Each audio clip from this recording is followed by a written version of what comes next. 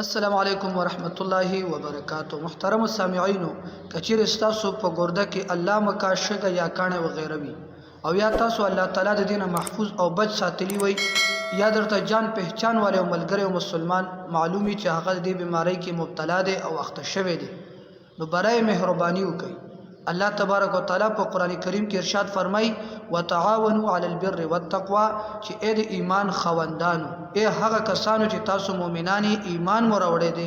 تاسو په نیکو کارونو کې د یو بل سره لاسنیوي وکړئ، یو بل ته لاس ورکړئ، تعاون او امداد ورسره وکړئ۔ نو کچیرې تاسو الله تعالیٰ د دغه ګردې بیماری د شکایت نه محفوظ ساتلی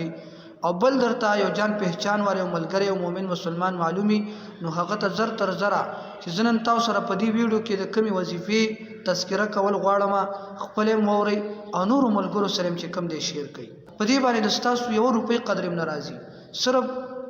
لږ ټیم ورکوي، دا وظیفه به خپل موري او نور ملګرو سره د ثواب په نیت باندې به شیر کوي۔ راځي دغه ویډیو را سره تر پایه پورې وګورئ۔ احسن خان صاحب گجر خان سے پوچھتے ہیں، مفتی صاحب میں گردوں کی بیماری میں مبتلا ہوں اور گردے کے اندر پتھری موجود ہے، کوئی وظیفہ بیان فرما دیں تاکہ اس پتھری سے میں نجات پا لوں۔ پتھری سے تو اللہ ہم سب کو بھی نجات عطا فرمائے، پتھری سے بھی اور پتھریوں سے بھی۔ میرے بھائی، یہ غالباً سورت نمبر 2 سورت البقرہ کی آیت نمبر 74 ہے، ہاں آیت نمبر 74 ہے۔ وَإِنَّ مِنَ الْحِجَارَةِ لَمَا يَتَفَجَّرُ مِنْهُ الْأَنْهَارُ، یہ اس آیت کا ٹکڑا ہے۔ اگر آپ کا درد زیادہ ہے تو اس کے پڑھنے کی تعداد زیادہ ہوگی، اگر درد درمیانہ ہے تو پھر تعداد تھوڑی سی کم ہوگی، اور اگر درد تھوڑا سا ہے تو پھر تعداد کم ہے۔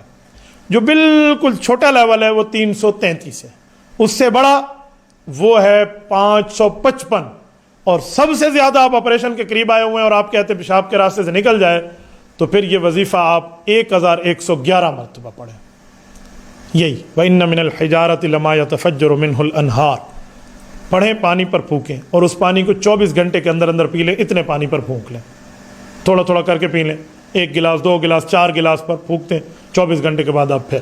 پھر 24 گھنٹے کے بعد پھر انشاءاللہ تعالی 1 ہفتے کے اندر اندر آپ کے معاملہ سالو ہو جائے گا۔ اس معاملے میں تجربہ بھی ہے، مشاہدہ بھی ہے، اور رب کریم کی اس آیت میں اللہ تعالیٰ نے تاثیر بھی رکھی ہے، تو میں اللہ تعالیٰ سے پر امید ہوں کہ آپ کی بیماری کا انشاءاللہ شافی کافی علاج ہو جائے گا۔